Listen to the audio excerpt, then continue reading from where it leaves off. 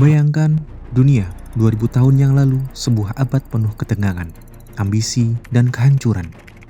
Di Timur Tengah, sebuah pemberontakan mengguncang fondasi kekuatan Romawi. Di jantung Roma, para elit saling berebut tahta, menjadikan 1 tahun penuh darah, tahun 4 Kaisar. Dan di selatan Italia, alam meluapkan amarahnya, menelan kota-kota yang tak pernah bangun lagi. 3 peristiwa besar dalam abad pertama Masehi, semua terjadi dalam rentang beberapa dekade. Semua membentuk dunia yang kita kenal hari ini. Tapi apa sebenarnya yang memicu pemberontakan yang begitu besar? Mengapa Romawi hampir runtuh dari dalam? Dan bagaimana satu letusan bisa mengubur sebuah kota dalam waktu beberapa jam, tapi menyelamatkan dari lupa?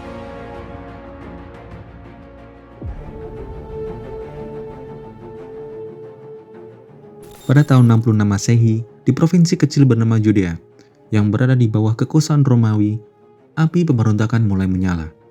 Dan seperti banyak pemberontakan dalam sejarah, ini bukan sekedar soal perang, tapi tentang identitas, kebebasan, dan keyakinan. Selama puluhan tahun, ketegangan antara orang Yahudi dan penguasa Romawi terus memuncak. Pajak tinggi, korupsi pejabat, dan intervensi Romawi dalam urusan keagamaan membuat rakyat Yerusalem semakin marah. Puncaknya terjadi ketika prokurator Romawi, Cassius Florus, merampas harta dari bait suci, tempat paling suci bagi orang Yahudi. Itu adalah penghinaan, dan rakyat tidak tinggal diam. Pemberontakan dimulai. Pasukan Yahudi mengepung garnison Romawi di Yerusalem, membunuh tentara mereka, dan mendeklarasikan kemerdekaan. Ini adalah pemberontakan yang tidak pernah diperkirakan oleh Romawi. Tapi kekaisaran tidak akan pernah membiarkan ini. Kaisar Romawi, Nero, mengirim Jenderal Vespasianus dan pasukan veteran untuk merebut kembali kendali. Dan dari sini, perang berubah menjadi pembantaian. Satu persatu kota di Judea jatuh, hingga akhirnya pada tahun 70 Masehi, pasukan Romawi mengepung Yerusalem. Selama berbulan-bulan, kelaparan melanda. Kota suci itu menjadi neraka bagi penduduknya. Ketika pasukan Romawi berhasil menembus tembok Yerusalem, mereka tidak hanya menaklukkan kota, mereka menghancurkannya. Bait suci kedua, simbol keagungan dan kepercayaan orang Yahudi, dibakar habis hingga rata dengan tanah. Diperkirakan sekitar 10.000 orang Yahudi dibunuh atau dijual sebagai budak. Sebuah pemberontakan yang dimulai dengan harapan, berakhir dalam abu dan darah.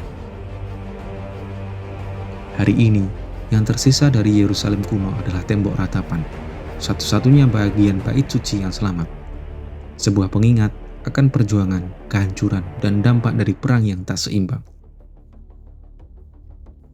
Tapi ini baru satu kisah dari abad pertama, karena pada tahun-tahun berikutnya, bahkan Roma sendiri tidak bisa menghindari kekacauan.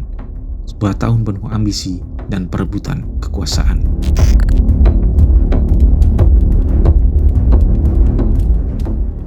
Setelah penghancuran Yerusalem dan bait suci, Romawi seakan tidak pernah benar-benar tenang. Ketegangan internal mulai menggerogoti kekaisaran yang besar ini, dan pada tahun 69 Masehi, sejarah Romawi memasuki babak yang sangat kacau. Sebuah tahun yang dikenal sebagai tahun 4 Kaisar. Selama 1 tahun, Romawi menyaksikan perubahan tahta yang luar biasa. Kekaisaran ini, yang dikenal dengan stabilitasnya, tiba-tiba dipenuhi dengan perang saudara dan perebutan kekuasaan. Dalam waktu 12 bulan, 4 kaisar berganti, dan satu persatu mereka jatuh, dikalahkan, atau dibunuh.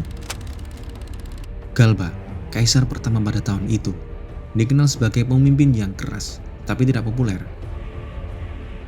Ia diproklamirkan oleh pasukannya, namun tak mampu mempertahankan dukungan dari rakyat. Tak lama setelah itu, ia dibunuh dalam sebuah pemberontakan, dan digantikan oleh Otto, mantan sekutunya. Otto, meskipun awalnya didukung, segera menghadapi tantangan yang besar. Vitellius, komandan pasukan Romawi di Jerman, melakukan kudeta, dan pasukannya bergerak menuju Roma.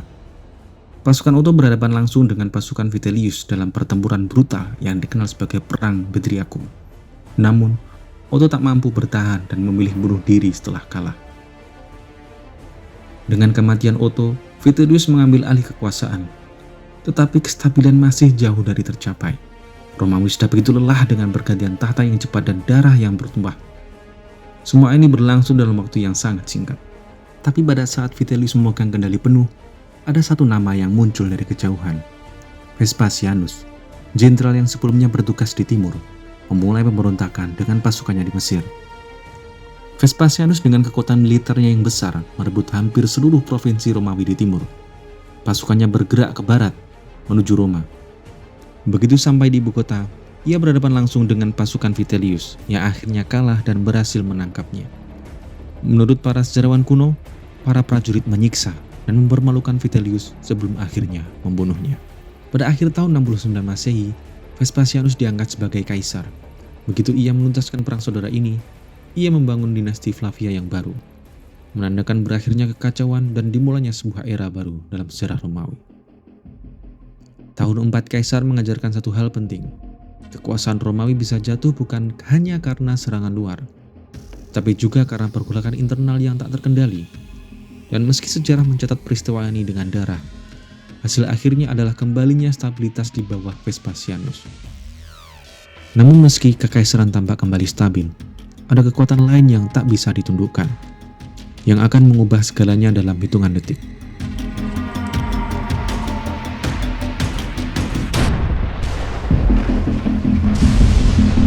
Pada tahun 79 Masehi, sebuah kekuatan alam yang tidak terbayangkan akan menghancurkan sebuah kota yang dikenal karena kemewahannya, Pompei. Terletak di kaki Gunung Vesuvius, kota ini adalah salah satu permata kekaisaran Romawi. Pompei adalah kota yang hidup, penuh aktivitas perdagangan, dan orang-orang dari berbagai kelas sosial banyak yang datang untuk menikmati kemewahan Romawi.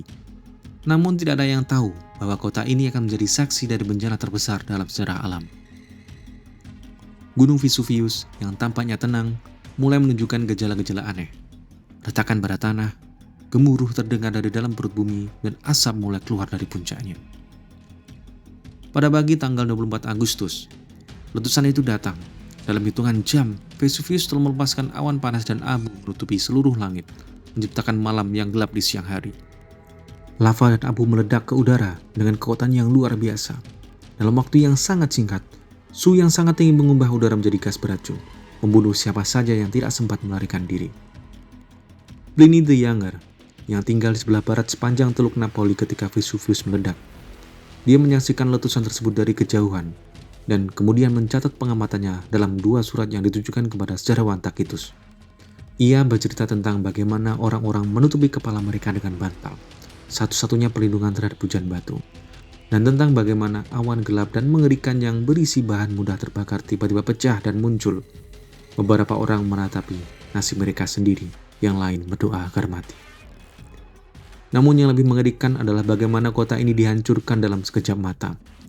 Selama beberapa hari, abu vulkanik menutupi seluruh kota, mengubur bangunan, jalan, dan ribuan nyawa yang terperangkap di bawahnya. Pompei menjadi kota yang terlupakan, hingga para arkeolog menemukan kembali sisa-sisa kota ini hampir 2000 tahun kemudian. Di bawah lapisan abu, mereka menemukan tubuh badan yang membatu, menyimpan momen-momen terakhir kehidupan di Pompei. Seperti sebuah kisah yang terhenti tiba-tiba, Pompei mengajarkan kita tentang kekuatan alam yang tak terkendali dan bagaimana sesaat kehidupan bisa berubah menjadi kenangan abadi. Namun, meskipun tragedi-tragedi ini meninggalkan bekas yang dalam, sejarah juga menunjukkan kekuatan manusia untuk bertahan dan bangkit. Dari runtuhan Yerusalem yang hancur hingga Pompei yang tertimbun abu, peradaban tidak pernah benar-benar mati. Ia terus hidup dalam ingatan dan pelajaran yang kita ambil dari masa lalu.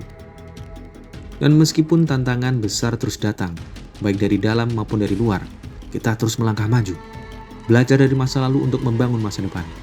Sejarah, meskipun terkadang kelam, adalah cermin yang mengingatkan kita siapa kita sebenarnya. Dan siapa tahu, apa yang akan kita hadapi di abad mendatang, mungkin kita akan menemukan tantangan yang lebih besar lagi. Tapi satu hal yang pasti, kita akan selalu belajar dari sejarah, dari kesalahan, dan dari setiap perjalanan manusia yang tidak pernah berhenti. Karena sejarah pada akhirnya bukan hanya milik mereka yang pergi. Sejarah adalah milik kita yang akan terus menceritakannya.